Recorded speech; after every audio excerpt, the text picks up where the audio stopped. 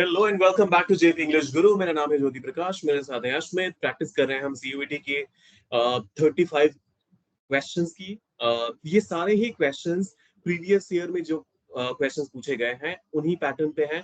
तो अगर आप भी इनके साथ करना चाहते हैं प्रैक्टिस, तो फटाफट से एक नोट पैड और पेन कर लीजिए पिक, और इसके साथ साथ आप अपने लिए भी मार्किंग करना कर दीजिए शुरू। Every right answer will get you +5, every wrong answer -1। तो अश्मित, आपके लिए करते हैं शुरुआत। पहला क्वेश्चन ये रहा। अ साउंड का आपको सिनोनिम बताना है। Board, surprised, confused, angry. क्या लगता है आपके अकॉर्डिंग इसमें इसका परफेक्ट सिनोनिम कौन सा होना चाहिए? Option B, option B. Surprise. Option B it is. Surprise मतलब एक चौंकने वाली फीलिंग। असाउंड का मतलब भी किसी चीज को देखकर भौचक्का रह जाना या चौंक जाना। बोर्ड मतलब किसी चीज से आप परेशान हो जाते हो, बोरियत हो जाती है, तो उस केस में आप बोर्ड का इस्तेमाल करते हैं। कंफ्यूज जब आप अनश्योर होते हैं, और एंग्री जब आप गुस्सा होते हैं। तो +5 मिले आपको।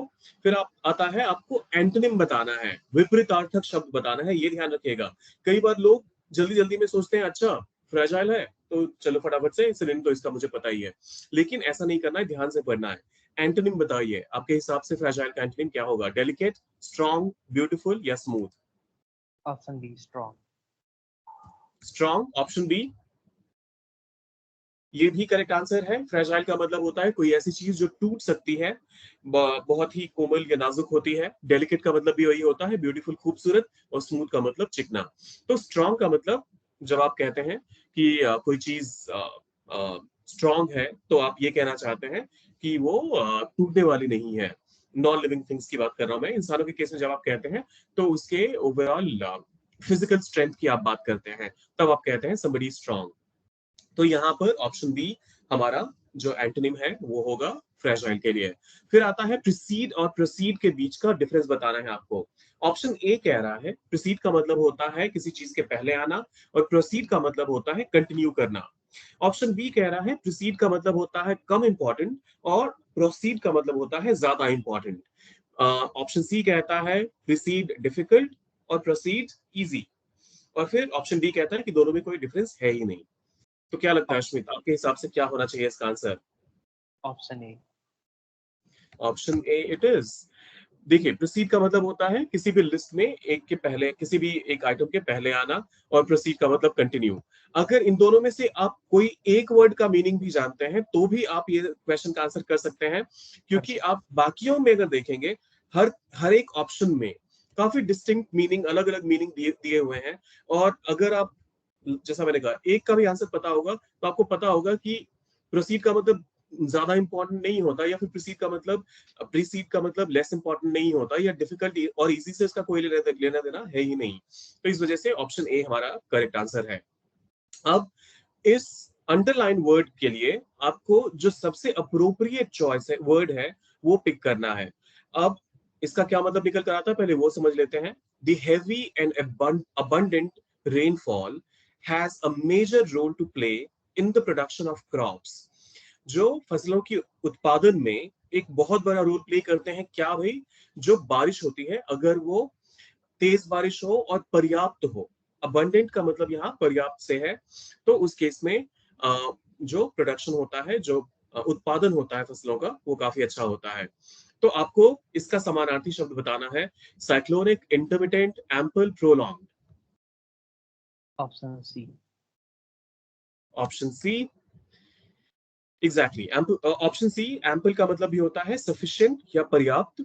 साइक्लोनिक, अगर कोई साइक्लोन की वजह से बारिश होती है तो साइक्लोन आपकी फसल को बर्बाद कर देता है। ये तो बहुत तेज बारिश होगी एकदम से, और उसके बाद फिर धूप निकल आएगी, तो ऐसे में फसल, और आंधी तूफान तो उसके साथ आते ही हैं, तो वो फसल को बर्बाद कर सकती है। तो साइक्लोनिक तो अबंडेंट से आप कभी भी नहीं लिंक करके देख सकते। इंटरमिटेंट, कोई भी चीज रुक रुक के होना, थोड़ी बहुत होना फिर रुक जाना, तो उस वो भी आपकी फसल के लिए ज्यादा अच्छी नहीं है। और प्रोलॉन्ग, बहुत लंबे समय तक कोई अगर काम हो रहा होता है तो उस केस में आप प्रोलॉन्ग का इस्तेमाल करते हैं। मान लीजिए अगर कोई बहुत लंबे समय से कोई दवाई ले रहा है तो उस केस में आप बोलेंगे that somebody is on prolonged medication।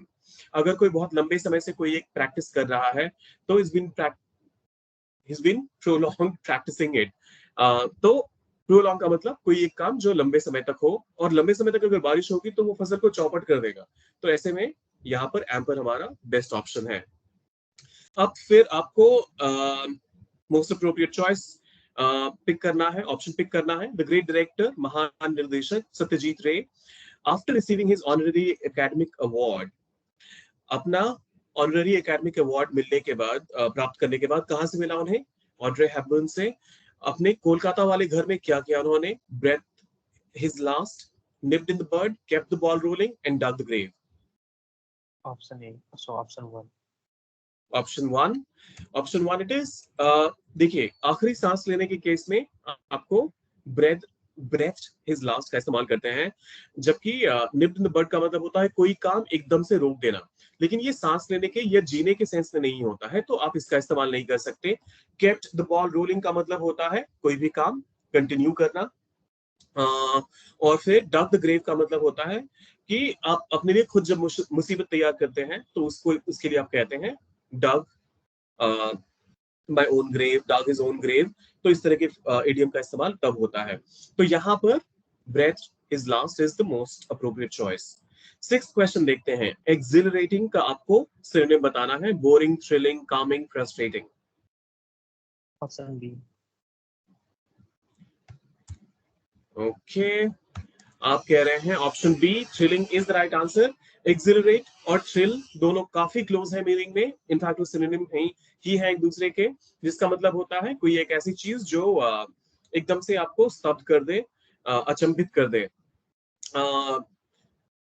और बोरिंग हमने पहले भी डिस्कस किया। कामिंग मतलब कोई चीज जो एकदम शांत कर दे आपको। और फ्रस्ट्रेटिंग जो गुस्सा दिलाए, जो कोई काम आप करना चाह रहे हैं लेकिन वो पूरा नहीं हो रहा, तो उस केस में आप फ्रस्ट्रेटिंग वर्ड का इस्तेमाल करते हैं। फिर आता है एंटोनिम बताना है आपको ऑब्सोलीट का। ऑब्सोलीट का सब विपरीत अर्थक शब्द बताना है। और ऑप्शंस है आपके पास मॉडर्न, आउटडेटेड, एंशिएंट और archaic. Option A. Modern. Option A it is. देखिए, मॉडर्न मतलब कोई चीज नए जमाने की, और ऑब्सोलीट का मतलब होता है कोई चीज जो अब फैशन में नहीं है, जिसके बारे में अब लोग बात नहीं करते। आउटडेटेड का मतलब भी वही होता है जिसके बारे में कोई अब बात नहीं करता, या जिसको अब कोई फॉलो नहीं करता। एंशिएंट प्राचीन, और आर्केइक जो बेहद प्राचीन हो, तो उस केस में आप आर्केइक का इस्तेमाल करते हैं। तो ऑप्शन सॉरी 7th क्वेश्चन का जो करेक्ट आंसर होगा वो होगा ऑप्शन ए। अब एमिग्रेट और इमिग्रेट का डिफरेंस बताना है आपको। पहला कहता है अपना देश छोड़ना, इमिग्रेट का मतलब होता है अपना देश छोड़ना, और इमिग्रेट का मतलब होता है दूसरे देश में जाकर रहना। दूसरा ऑप्शन इसका ठीक उल्टा कह रहा है कि एमिग्रेट का मतलब होता है किसी दूसरे देश में आना, और इमिग्रेट का मतलब होता है अपना देश छोड़ना। फिर ऑप्शन सी कहता है कि एमिग्रेट का मतलब थोड़े समय के लिए यात्रा करना, और इमिग्रेट का मतलब होता है परमानेंटली यात्रा करना। और आखिरी कहता है कि इस दोनों में कोई डिफरेंस है ही नहीं। Option A. Option A. हाँ. Okay, option A it is.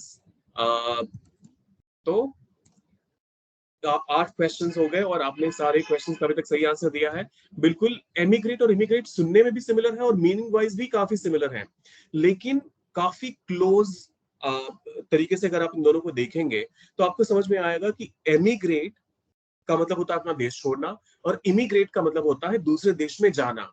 तो अगर कोई मान लीजिए इंडिया छोड़ के कनाडा जा रहा है, तो इंडिया से वो एमिग्रेट हो रहा है और कनाडा में वो इमिग्रेट हो रहा है।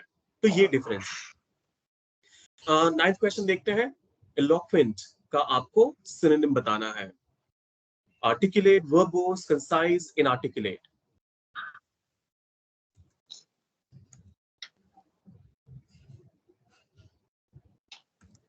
Option A.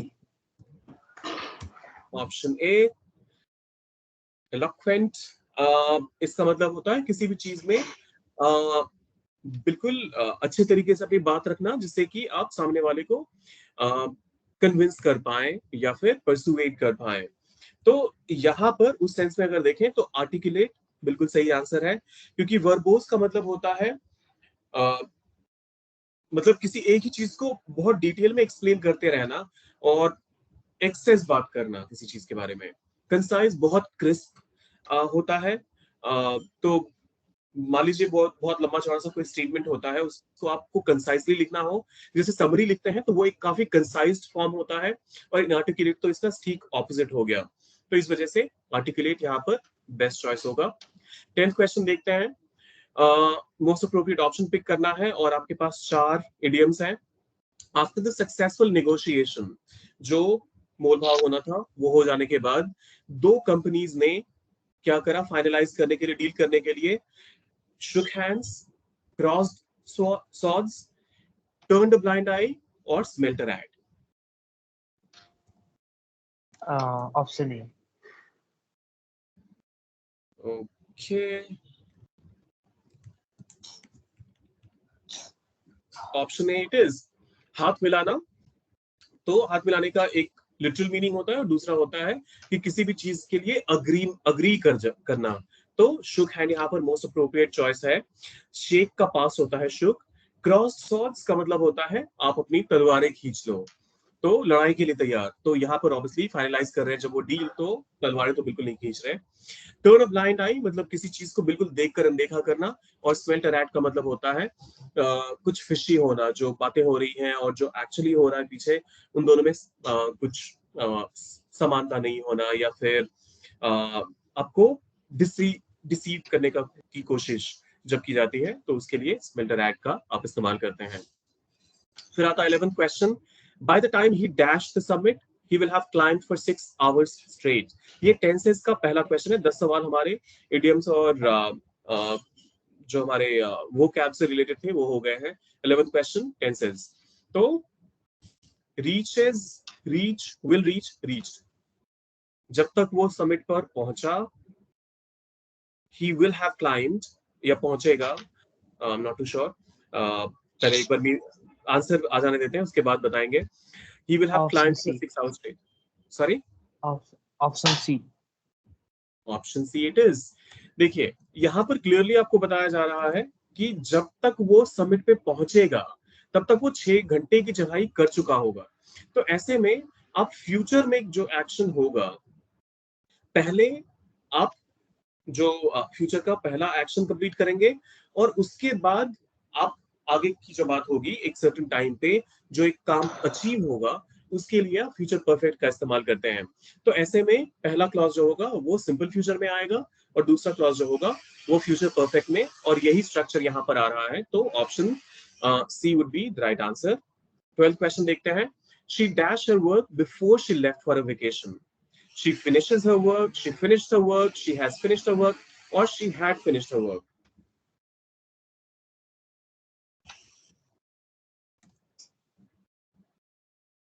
उसने अपना काम खत्म किया और उसके बाद वो अपने वेकेशन पर गई।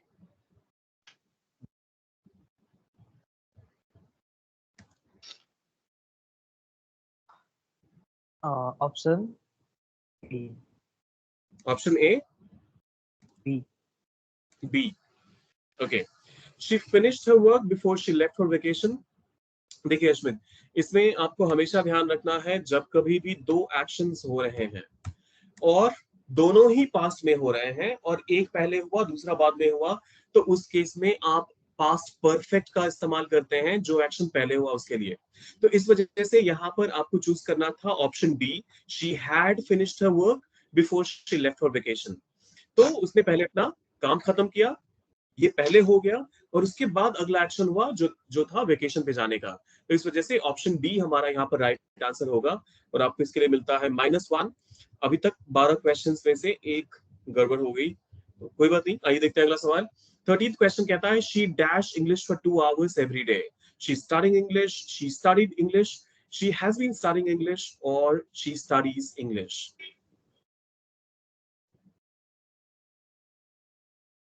Option D. Option D. जैसे ही every day, always, every Sunday, every weekend, all the days, every time, इस तरह के फ्रेजेस या वर्ड्स का इस्तेमाल हो जाए तो समझ जाइए कि आपको वहां पर प्रेजेंट सिंपल का ही इस्तेमाल करना है या प्रेजेंट इंडेफिनिट का ही इस्तेमाल करना है। यहाँ पर एक ऐसे एक्शन की बात हो रही है जो हर रोज रिपीट होता है। तो यहाँ पर स्टडीज हमारा बेस्ट आंसर है और आपको मिलते हैं +5। 14th क्वेश्चन देखते हैं। I had already eaten dinner when you called. अब आपको बताना है कि ये कौन से टेंस फॉर्म में है, सिंपल पास्ट में, पास्ट कंटिन्यूअस, पास्ट परफेक्ट या फिर प्रेजेंट परफेक्ट। Past perfect. लेकिन यहाँ पर आप when you called सब्जेक्ट के साथ सीधा ही वर्ब का सेकंड फॉर्म आया हुआ है, वो तो सिंपल पास्ट की तरफ इशारा कर रहा है। पहले क्लॉज में जो है वो उसी के साथ जाएंगे। अच्छा, तो अगर मैं इसको ऐसे लिख दूं, when you called I had already eaten dinner, तो फिर उस केस में आप सिंपल पास्ट पिक करते हैं।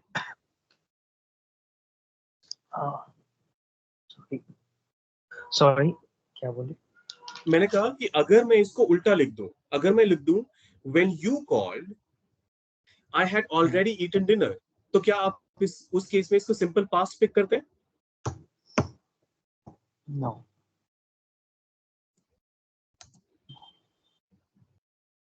देखिए, जो when वाला क्लॉज है उसमें डिपेंडेंसी तो है ही है। हमारे दूसरे क्लॉज पे I had already eaten dinner, इसमें एक्शन पास्ट में हुआ और पास्ट में वो एक्शन होने के बाद दूसरा एक्शन हुआ। और दूसरे एक्शन को इंट्रोड्यूस करने के लिए एक डिपेंडेंसी है पहले एक्शन की तरफ, जो एक्शन पहले हुआ उसकी तरफ। तो इससे फर्क नहीं पड़ता कि वो कौन सा क्लॉज है जो पहले आ रहा है और कौन सा क्लॉज है जो बाद में आ रहा है। फर्क इस बात से पड़ता है कि हमारा मेन क्लॉज, हमारा प्रिंसिपल क्लॉज जो है इस पूरे सेंटेंस का, वो किस टेंस में है। तो उसी के बेसिस पे आपको डिसीजन लेना है। और आपने वैसे डिसीजन सही लिया, option C past perfect is the right answer. लेकिन क्लैरिटी होनी चाहिए थॉट की, इसी वजह से मैंने बताया। तो आपको वैसे मिल गया +5। आइए देखते हैं अगला सवाल। आपको एक टेंस के बारे में बताना है जो बताता है कि एक ऐसा action taking place in the past, past में एक्शन होना शुरू हुआ, continuing up to the present, अभी के मोमेंट पे भी वो चल रहा है, मतलब पास्ट में होना शुरू हुआ और अभी तक वो चल रहा है। तो आप कौन सा टेंस इस्तेमाल करेंगे? Past perfect, present perfect continuous, past indefinite या फिर present indefinite? Option 2। Past indefinite को सिंपल पास्ट और प्रेजेंट इंडेफिनिट को आप सिंपल प्रेजेंट भी कह सकते हैं। I choose option 2। Option 2, okay. आपको मिलता है +5, क्योंकि अगर कोई भी एक्शन पास्ट में शुरू हुआ और लेकिन वो अभी तक चल रहा है, पास्ट में शुरू होकर पास्ट में खत्म हो गया, तो फिर तो उसके लिए आपके पास 4 अलग अलग ऑप्शन है ही। लेकिन अगर पास्ट में शुरू होके वो कंटिन्यू होता रहा और प्रेजेंट तक पहुंच गया, तो वैसे में आप प्रेजेंट परफेक्ट कंटिन्यूअस का ही इस्तेमाल करते हैं। तो आपकी अंडरस्टैंडिंग इसमें बिल्कुल सही है। आइए देखते हैं अगला सवाल। आपको फिर से टेंस इसका आइडेंटिफाई करना है। She will be graduating from college next year, वो कॉलेज से अगले साल ग्रेजुएट हो जाएगी, वो स्नातक की उपाधि प्राप्त कर लेगी। या फिर ग्रेजुएट का दो मीनिंग होता है, एक तो स्नातक की उपाधि प्राप्त करना, और दूसरा ये भी मतलब होता है जब आप अपने एग्जाम्स पास कर जाते हैं। जैसे अगर आप कहते हैं I graduated from the school, तो इसका मतलब ये नहीं कि आपको स्कूल से ही स्नातक की उपाधि मिल गई। आप ये कहना चाहते हैं कि आपने स्कूल की सारी परीक्षाएं पास कर ली हैं और अब आपको आगे की पढ़ाई के लिए या तो कॉलेज या फिर यूनिवर्सिटी में एडमिशन लेना पड़ेगा। तो यहाँ पर इसका दोनों ही सेंस में आप इसको समझ सकते हैं, क्योंकि उससे कोई ज्यादा फर्क नहीं पड़ता। अल्टीमेटली जो टेंस का स्ट्रक्चर है, स्टेटमेंट का जो स्ट्रक्चर है, वो तो सेम रहेगा। ग्रेजुएट को एज अ वर्ब इस्तेमाल किया गया है। Option 4। Future, future continuous. Option 4 हाँ। Future continuous, exactly. जब कभी भी आप सब्जेक्ट के साथ विल, फिर बी और फिर आईएनजी का इस्तेमाल करते हैं तो फ्यूचर परफेक्ट होता है। और वैसे भी जैसे ही विल का इस्तेमाल हो जाए, तो सबसे पहली चीज जो आपको ध्यान रखनी है वो ये कि सेंटेंस तो फ्यूचर का ही है। फिर उसके बाद आपको आगे दिमाग लगाना है कि इसके बाद आगे क्या आया। अगर इसके बाद सीधा ही वर्ब का फर्स्ट फॉर्म आ गया तो सिंपल फ्यूचर। अगर विल के बाद बी आया और उसके आगे थर्ड फॉर्म आया, तो फिर तो वो अलग कहानी हो गई, वो हो गया हमारा passive form of simple future. लेकिन विल के साथ बी और आईएनजी आया तो फिर वो फ्यूचर कंटिन्यूअस हो गया। विल के साथ हैव आ गया और थर्ड फॉर्म ऑफ वर्ब आ गया, तो वो हो गया हमारा फ्यूचर परफेक्ट। हमारे पास दो ही ऑप्शन है, तो कंटिन्यूअस के साथ हम जाएंगे। Option 4 is the right answer. तो आपका टोटल 17 क्वेश्चंस आपके हो, सॉरी 16 क्वेश्चंस हो गए हैं आपके। और 17 क्वेश्चन देखते हैं अब। The mother, along with her daughter, dash tennis on Sundays. माँ अपनी बेटी के साथ संडेज को, हर रविवार को टेनिस खेलती है। तो ऐसे में आप प्ले का इस्तेमाल करेंगे, प्लेस का इस्तेमाल करेंगे, हैव प्लेइंग का इस्तेमाल करेंगे, या फिर हैज प्लेड का इस्तेमाल करेंगे? Option 4 please. ऑप्शन 4 ऑप्शन 3 होना चाहिए ना, क्योंकि एक ही सब्जेक्ट थोड़ा ना है आपके साथ, माँ के साथ वहां पर बेटी भी तो खेल रही है। एक ही सब्जेक्ट सॉरी। थी। माँ अपनी बेटी के साथ खेल रही है, उसके साथ compete नहीं कर रही। हाँ हाँ, माँ अपनी बेटी के साथ खेल रही है, compete करे ना करे से क्या फर्क पड़ता है। मुझे तो ऑप्शन 4 ही।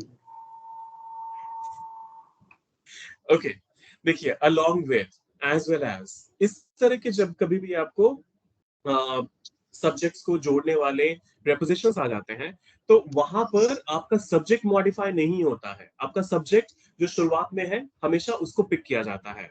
जैसे और, नॉर, अगर ये आ गया तो जो बाद में आएगा वो सब्जेक्ट पिक होता है।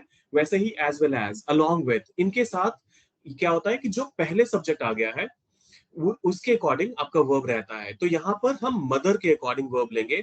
और आपने आंसर बिल्कुल सही दिया, लेकिन क्लैरिटी ऑफ थॉट भी बहुत जरूरी है, तो वो भी रखना शुरू कर दीजिए। 17 क्वेश्चंस हो चुके हैं, 18 क्वेश्चन देखते हैं। Neither of the two brothers, Ramesh and Suresh dash found suitable for the job at the interview held yesterday. दोनों भाइयों में से, रमेश और सुरेश में से कोई भी जॉब के लिए सूटेबल नहीं मिल चुका था।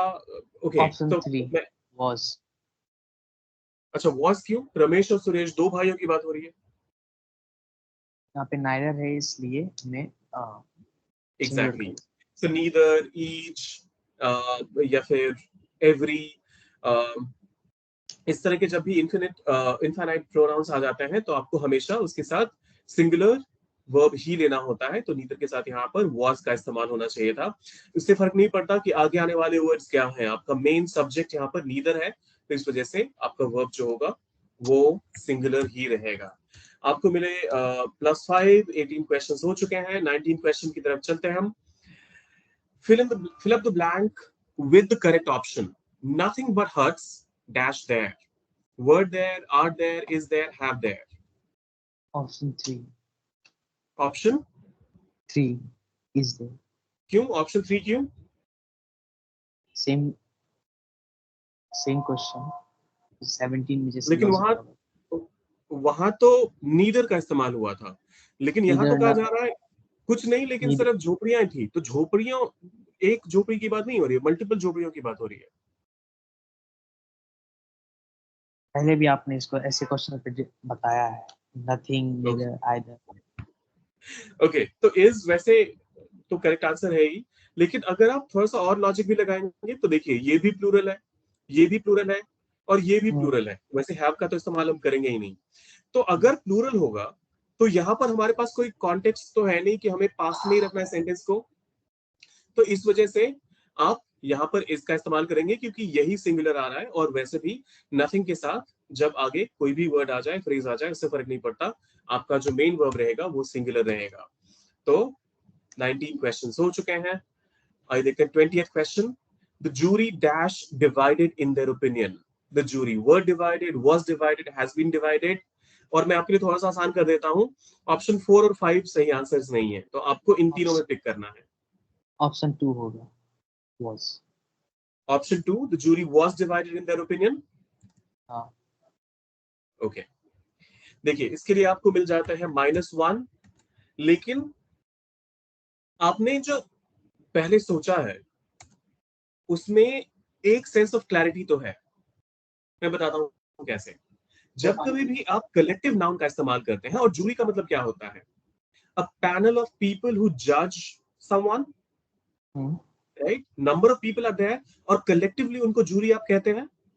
हाँ। तो ऐसे में आप हमेशा सिंगुलर का ही इस्तेमाल करते हैं, लेकिन जब कभी भी हर एक मेंबर उस टीम का अपनी सोच अलग रखता हो या काम अलग करता हो, तो वैसे केस में आपका वर्ब प्लूरल हो जाता है।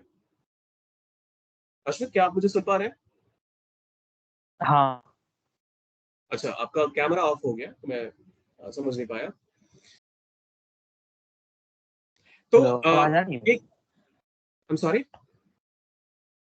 हाँ, मैं आवाज आ रही है आपकी। ओके, एक छोटा सा एग्जांपल लेकर समझते हैं. The team practice together, practices together.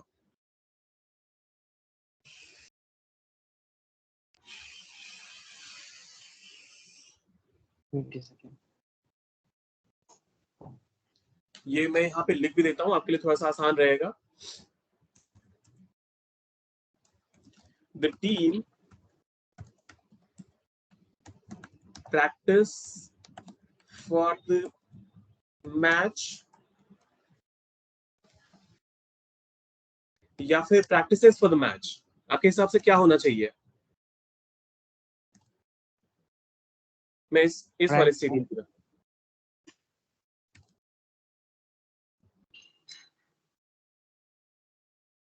Practice होना चाहिए. प्रैक्टिस. फिर तो उल्टा पुल्टा जा रहे हैं. ओके, समझिए अच्छे से. अगर कलेक्टिव नाउन में हर एक मेंबर मिलकर एक ही काम कर रहा है, तो उस केस में आप सिंगुलर वर्ब का इस्तेमाल करते हैं. हालांकि ये सब्जेक्ट वर्ब अग्रीमेंट का एडवांस्ड रूल है, और लेकिन क्योंकि जेएनयू भी पार्टिसिपेट कर रहा है और जेएनयू में इस तरह के सवाल कई बार आ चुके हैं, तो इस वजह से मुझे लगा इसको इंक्लूड करना चाहिए. और आपके लिए ये समझना बेहद जरूरी है, क्योंकि हर एक नंबर काफी इंपॉर्टेंट है, आपको ध्यान रखना पड़ेगा. देखिए, जब आप कहते हैं कि पूरी टीम एक साथ प्रैक्टिस कर रही है, तो वहां पर आप कहेंगे the team practises together, the team practises for the match. लेकिन अब मैं कहूं the team try the new uniform और tries the new uniform. Tries. सुनकर ट्राइज ही थोड़ा सा अप्रोप्रिएट लग रहा है, लेकिन हर कोई क्या एक ही यूनिफॉर्म ट्राई कर रहा है? नहीं, अलग अलग कर. अलग अलग. तो जहां कहीं भी एक्शन अलग हो जाए, वहां पर आप उसके लिए प्लूरल वर्ब का इस्तेमाल करेंगे. तो जूरी अगर यूनानिमस डिसीजन देती है, मतलब हर किसी की सोच एक ही है, हर किसी ने एक ही फैसला सुनाया, तो उस केस में आप सिंगुलर वर्ब का इस्तेमाल करते हैं. लेकिन यहां क्या हुआ है, जूरी डिवाइड हो गई है, उनके ओपिनियन अलग अलग हो गए हैं. एक और एग्जांपल देखते हैं. The team go for lunch every Sunday और goes for lunch every Sunday. Goes for lunch every Sunday. Goes for lunch. चलिए टीम के बदले हम बैच कर देते हैं. The batch goes for the class every day at 7 PM, या फिर go for the class every day at 7 PM. Goes for the class. Goes, क्योंकि हर कोई एक ही जगह पे जाके क्लास कर रहा है. And after the class is over, the class go back home या फिर गोज बैक होम. Goes. सुन के गोज Sorry? अप्रोप्रिएट लग रहा है. हाँ. After the class is over, जब क्लास खत्म हो गया, तो क्लास के जो बच्चे हैं वो do the class, I mean sorry, the class go back home या फिर goes back home. Go back home. Go back. क्यों? हर कोई एक घर नहीं जा रहा, हर कोई अपने अपने घर जा रहा है, और वहां पे उनके एक्शंस अलग अलग हो गए. तो इस वजह से जब कभी भी आपको सब्जेक्ट वर्ब एग्रीमेंट, और ये एडवांस रूल है, ये काफी कंफ्यूजिंग है, मैं भी मानता हूं. तो बस ये ध्यान रखिएगा कि अगर कभी भी, और खास तौर पे जूरी इनका फेवरेट वर्ड है, जूरी, बेंच, या फिर टीम. तो इस तरह के वर्ड्स में आप ध्यान से देखिए कि क्या सारे मिलकर एक ही एक्शन कर रहे हैं, क्या सब एक मत है, या फिर सबकी जो सोच है वो अलग अलग है. अगर एक मत है, अगर एक ही एक्शन परफॉर्म किया जा रहा है, तो उस केस में आप सिंगुलर वर्ब का इस्तेमाल करेंगे. लेकिन अगर अलग अलग मत है, तो उस केस में आप प्लूरल वर्ब का इस्तेमाल करेंगे. ठीक है. ठीक. अब देखिए, 80 pounds a week dash not a good wage. जो दिहाड़ी है, उसके हिसाब से 80 पाउंड एक हफ्ते का अगर किसी को मिलता है, तो वो अच्छी दिहाड़ी नहीं मानी जाएगी. अच्छा मेहनताना उसको नहीं बोलेंगे हम. तो 80 pounds a week are, 80 pounds a week were, 80 pounds a week is, और 80 pounds a week have. Is. क्यों भाई, इज क्यों?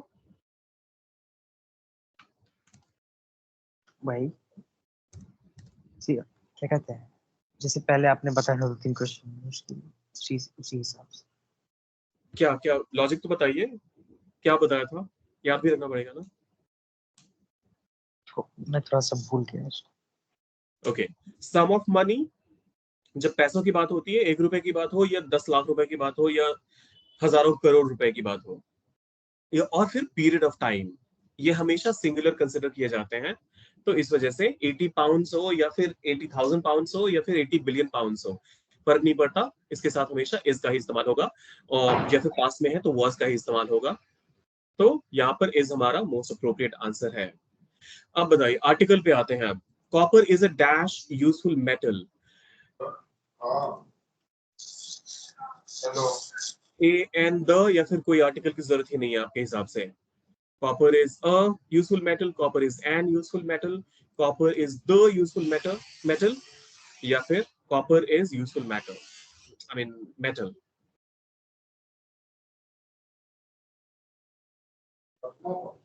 No article. Okay, copper एक मेटल का नाम है, तो इसके साथ अ का इस्तेमाल होगा। Copper is a useful metal। और उसके साथ साथ ये भी देखिए, यहाँ पर पहले यूजफुल आया, तो यूजफुल क्या है यहाँ पर, एडजेक्टिव।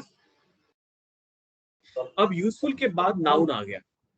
जब कभी भी एडजेक्टिव के साथ नाउन आएगा और वो एडजेक्टिव आपके पॉजिटिव डिग्री में है, कंपैरेटिव या सुपरलेटिव डिग्री की बात नहीं कर रहा मैं, पॉजिटिव डिग्री में अगर है, तो उसके साथ आपको हमेशा आर्टिकल का इस्तेमाल करना ही चाहिए।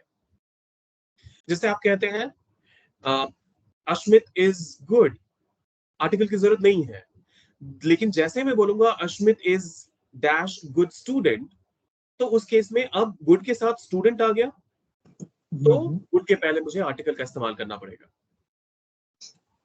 ठीक है, ठीक है। तो यहाँ आपको मिल गए -1। When the party started, जब पार्टी की शुरुआत हुई, she was first woman to arrive, she was a first woman। क्यों ऑप्शन सी क्यों? क्योंकि वही एक थी जो सबसे पहले आई। एग्जैक्टली, बहुत ही स्पेसिफिकली एक खास इंसान की बात हो रही है, और इसके साथ साथ फर्स्ट, सेकंड, थर्ड, इस तरह के वर्ड्स के साथ आप हमेशा द का इस्तेमाल करते हैं, इनके पहले ऑब्वियसली द का इस्तेमाल होता है। तो +5। 24th क्वेश्चन कहता है Valmiki's dash Ramayana is a sacred book. Valmiki's a Ramayana, an Ramayana, the Ramayana, no article.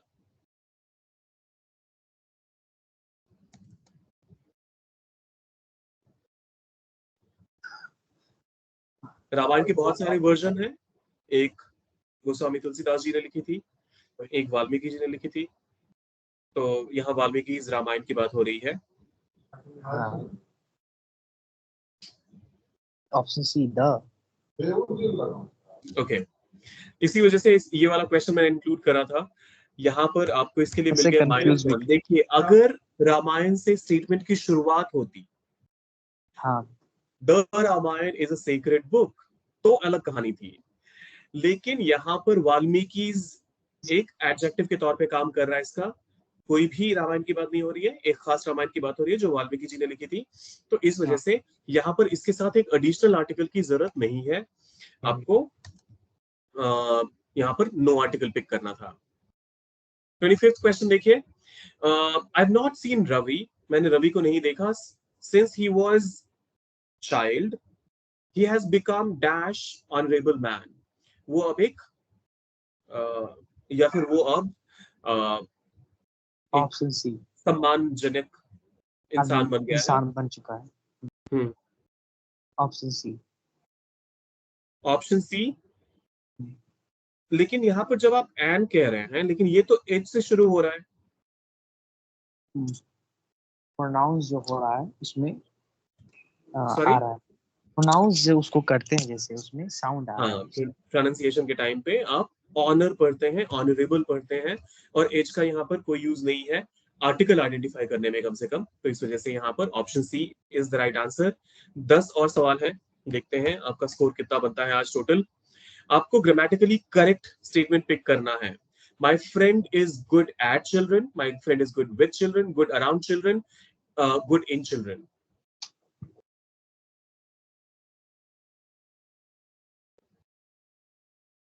Option B. Option B. B कह रहे हैं आप? हाँ। Okay, option B it is the right answer. अच्छा, लेकिन अगर मैं यहां पर ये कहता, मान लीजिए माई फ्रेंड इज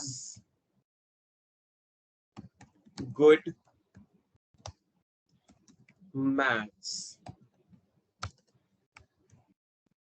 तो इन, एट, विथ, चलिए इन तीनों में बताइए आपके हिसाब से क्या सही आंसर होगा? एट। एट?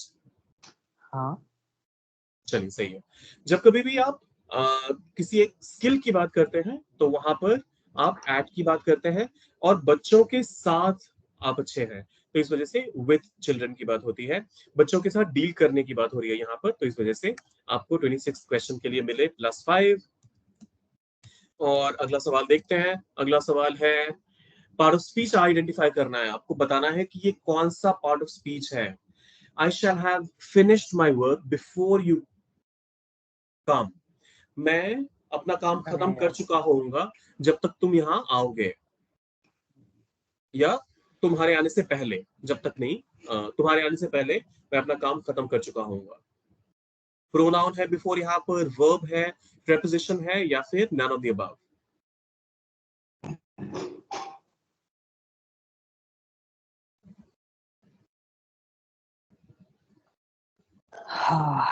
आर्टिकल से अब हम दूसरे सेगमेंट में एंटर कर रहे हैं। हाँ।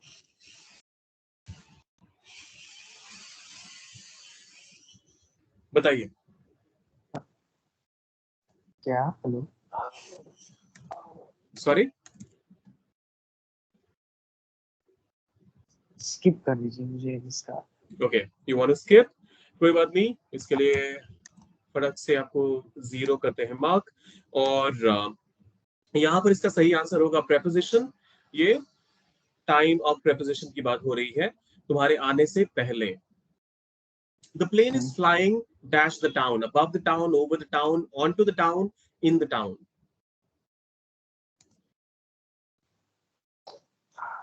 अश्विन, आपका कैमरा ऑफ है। अब आ रहा है क्या? नहीं, आपका वीडियो अभी भी ऑफ है, लेकिन आपने कहा अबव। ओ मेरा। देखिए, अबव एक जब आप एक हाइट पे फिक्स्ड लोकेशन की बात करते हैं तो उस केस में आप अबव का इस्तेमाल करते हैं, लेकिन जब आप उड़ान भरने की बात करते हैं तो वो शहर के एक छोर से दूसरे छोर तक जाएगा, तो ऐसे केस में आप ओवर का इस्तेमाल करते हैं। The plane is flying over the town. तो यहाँ पर -1। 29th क्वेश्चन कह रहा है, the team scored dash 200 runs, above 200 runs, over 200 runs, then 200 runs, more 200 runs. Can you repeat the question? I'm sorry? Can you repeat the question? Is the question not visible to you? No. Okay. The team scored, team ने score किया 200 run से ज्यादा, तो आपको above, over, then और more इनमें से pick करना है। The team scored above 200 runs, over 200 runs, then 200 runs, या फिर more 200 runs. More. Okay. जब कभी भी नंबर वाइज कंपैरिजन किया जा रहा है तो उस केस में आप हमेशा ओवर का इस्तेमाल करते हैं। The team scored over 200 runs. अगर मान लीजिए किसी ने 210 220 रन का स्कोर कर दिया तो आप बोलेंगे this team scored over 200 runs. Mount Everest is 8,848 feet, नहीं फीट नहीं है, मीटर है शायद। So Mount Everest is 8,848 meters dash the sea level. Above the sea level, over the sea level, then the sea level, more the sea level. Above the sea level. Exactly. जब कभी भी sea level से comparison किया जाता है तो उसमें आप हमेशा above का इस्तेमाल करते हैं. My friend prefers tea dash coffee. मेरे फ्रेंड को चाय से ज्यादा कॉफी पसंद है. तो टी के बाद आप क्या above, over, then, to किसका इस्तेमाल करेंगे? My friend prefers tea above coffee, over coffee, then coffee, to coffee.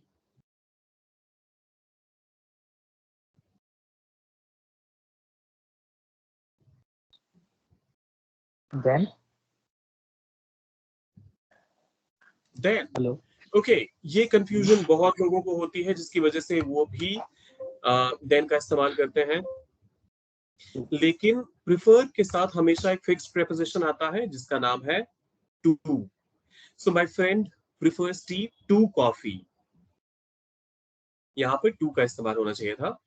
32nd question. The bridge dash the river is 5 kilometers long. The bridge above the river, over the river, onto the river, across the river.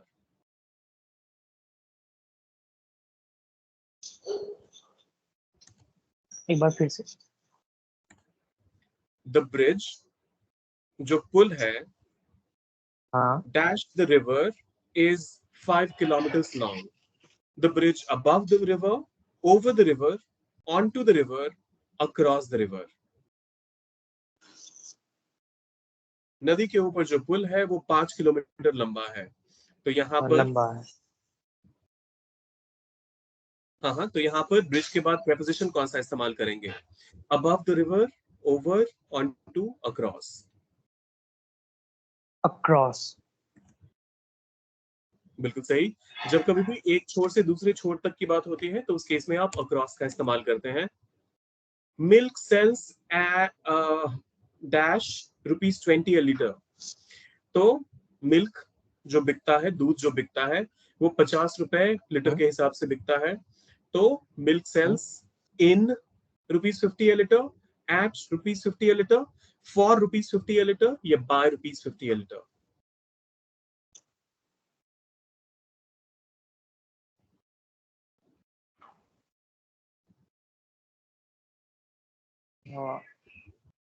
For 50 rupees. Okay. देखिए, जब कभी भी rate बताने की बात होती है तो उसमें आप हमेशा एट का इस्तेमाल करते हैं. At. और खासतौर पे अगर प्रेपोजिशन के ठीक बाद जो अमाउंट है वो लिखा हुआ हो तो. So milk sells at ₹50 a liter. यहाँ पर एट का इस्तेमाल होगा. 2 और क्वेश्चंस हैं. The product is available dash a discount of 50%. The product is available in a discount, at a discount, for a discount, or by a discount. At a discount it is. तो +5 और जब कभी भी discount की बात होती है तो आप हमेशा एट का इस्तेमाल कीजिए. अब देखिए 35th क्वेश्चन कह रहा है we decided to buy in bulk. हमने सोचा कि हम बल्क में खरीद लें, एक साथ ढेर सारा खरीद लें. to take advantage, फायदा उठाने का. किस चीज का भाई? in the bulk discount, at the bulk discount, off the bulk discount, on the bulk discount.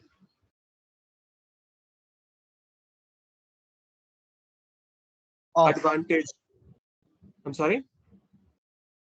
Advantage of. Advantage of. Exactly.